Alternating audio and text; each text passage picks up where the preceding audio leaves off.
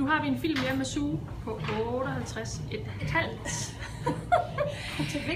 Det er meget vigtigt. Til inspiration til dig om at komme i gang, og det er Sue, der har valgt øvelserne ud. Jeg filmer. Det kommer i små film ad gangen.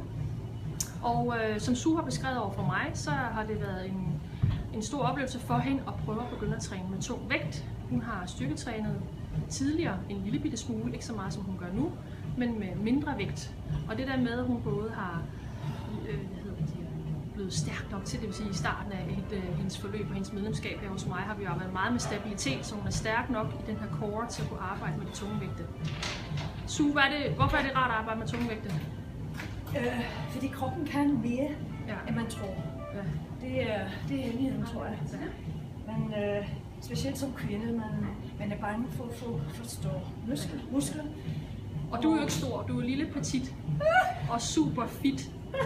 Og I skal huske det der med, at musklerne mister ikke deres evne til at danne protein, selvom vi bliver ældre. Det handler bare om at holde sig i gang. Og Sue er bare et strålende eksempel på det. Det er derfor, jeg har lukket hende til at lave de her film. God dag!